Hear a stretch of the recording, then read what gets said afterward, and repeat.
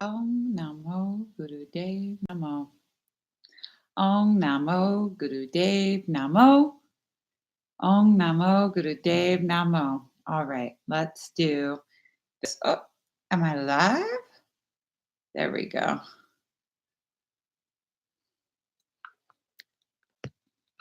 All right. Ding, ding, ding. La da da da da. Whoops. Om Namo Gurudev Namo. My name is Everstash. Balancing my phone on a series of things, including but not limited to my charger on the laptop, on a stool, which I'm now hanging out in front of.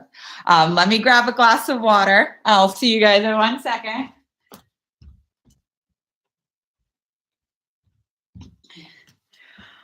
I gotta say, like, I'm so friggin' grateful that I don't need to rehearse for, because I don't have a lot of time to prepare for like what it is that I do. For example, Reiner had a cold last night, so I spent the night trying to suck snot out of his nose because I couldn't find the fucking nose Frida.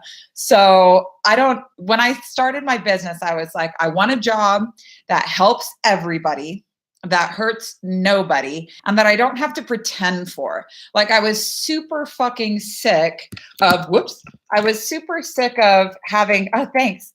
Can I turn this back around, please? Thank you.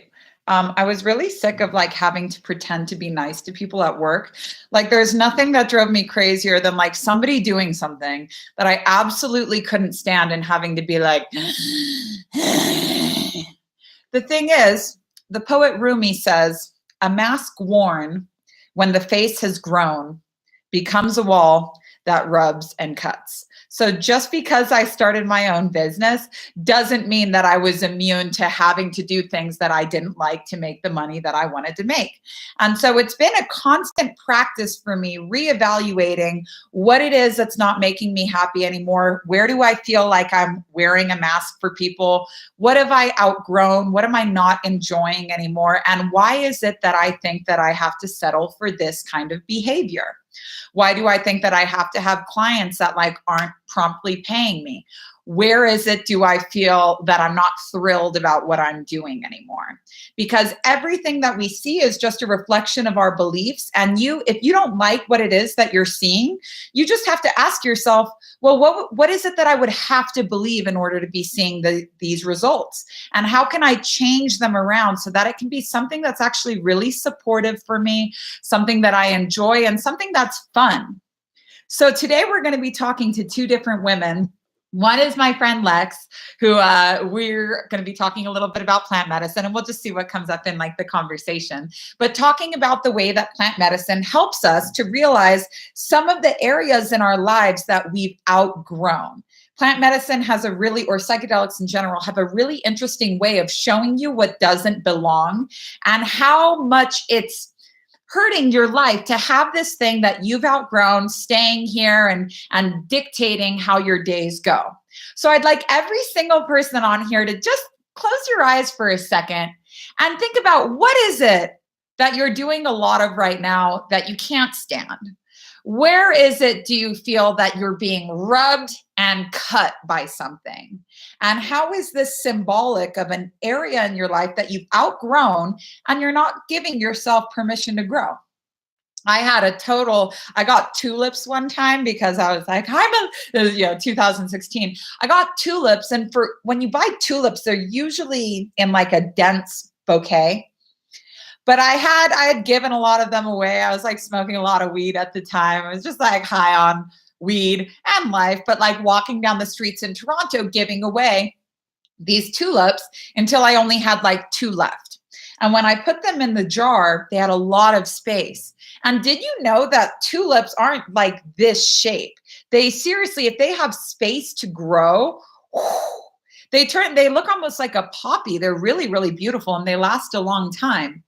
The thing is that so many of us are working every single day on our personal growth, on our spiritual growth, on our business growth. Yet we put ourselves in situations where we do not allow ourselves the space to grow.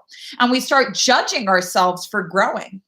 And growing spiritually, growing physically, I'm sorry, not so much physically, but that can be great too. Growing mentally, this all requires space to grow. But if you're not giving yourself that space, it's the same way as when you're trying to shove yourself into jeans that no longer fit. It's like, yeah, okay, great, these fit me, but I've got a camel toe that you can see from fucking 3 states away. I can't breathe. I feel suffocated and it's rubbing and it's cutting. We're not giving ourselves permission to grow. And growth is the natural vibration of the universe, infinitely expanding. So whether you like it or not, you as a person are going to be infinitely expanding. But if you're judging yourself, for example, my son, Reiner, outgrows a pair of pants. There's a lot of women on here and we have like a really serious emotional response to outgrowing clothes because of the way that we were taught about like growing physically or taking up space physically or the idea of like weight in general. So we'll use my son because he's innocent in all of this. But when Reiner outgrows a pair of pants, I'm not mad at him. What the fuck? These pants don't fit you anymore. Why are you growing so fast? And I'm not looking at the pants like, what the fuck? You're such shitty pants. Like, what's going on here? I understand that he's growing. The pants used to fit, now they don't.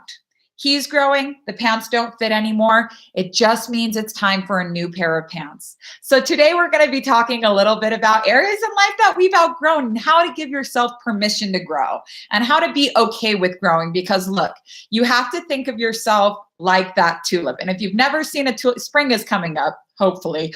It feels like it's been winter forever. You don't know your potential. You haven't seen what's possible for yourself when you give yourself permission to grow. So everything that you think are your options now are all based off a very limited perspective of yourself, a very small perspective of yourself.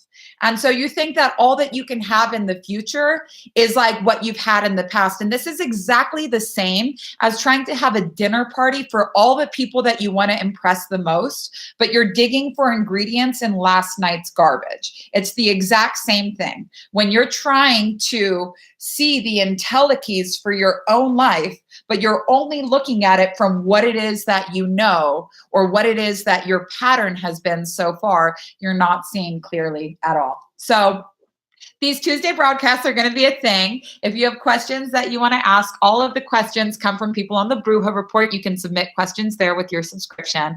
And I'm going to find Lex on here. I'm so excited to talk to her. She's also a Capricorn. And like, dude, sometimes I can't even fucking hang out with Capricorns because we're like such overachievers. You get 2 Capricorns to get together, pour some fucking coffee on top of that. And it's like, next thing you know, it's a huge business plan.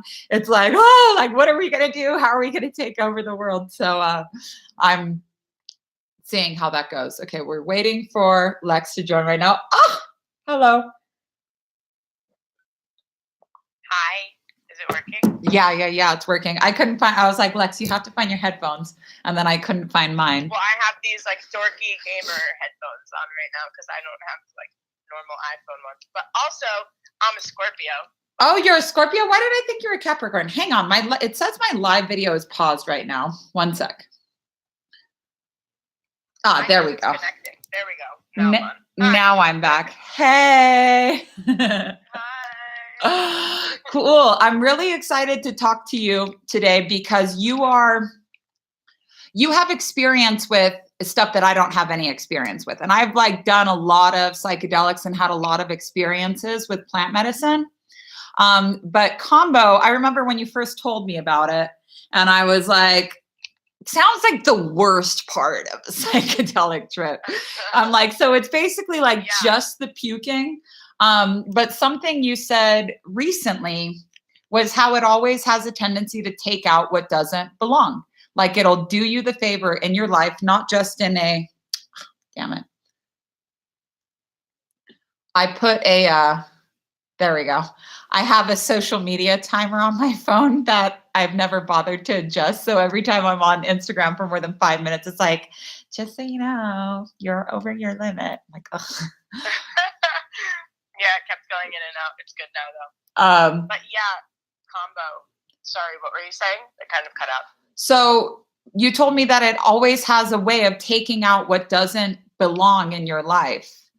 And not just in the sense that like while you're experiencing the medicine, you notice what happens, but actually like in your physical life, like things that aren't supposed to be there will get taken out. Tell me a little bit about that. Yeah, so when I started working with it, I basically like, and my perspective was different than it is now, but I started losing everything around me. Like I lost my job, I lost the place that I was living in, like as soon as I started working with Combo. And I was like, I wasn't really relating the two because he initially told me that it would clear things out, but I didn't think it would be so major to the point where I'm like homeless living on the person who's healing me's couch. But that's kind of what happened. And now like I look back at it and it was really all for the best. And like sometimes I don't understand what it's actually doing for me, but like even right now, like I've been working with it for a year, and I got a job that I thought that I loved, and I wasn't fired, but I was like demoted like the day after I did Combo most recently. So I'm just it's good because it clears stuff out, but you're not always so understanding of like why. I always believe that it's for like a higher reason, but when it's happening, it's kind of like, whoa, like it really just rips you from what doesn't serve you. And like the repercussions of it are kind of hard to deal with because you get a little bit lost. So that's why I've like really appreciated talking with you as well. Because like, you know, no one holds your hand when you go through plant medicine. And I'm not saying that someone needs to, but it kind of just like really like goes in and rips you away, like not in a calm manner at all. It's just like everything gets taken from you, and it's kind of hard to understand at first. But totally. But the fact that you're able to see that as being for a higher purpose, because what you're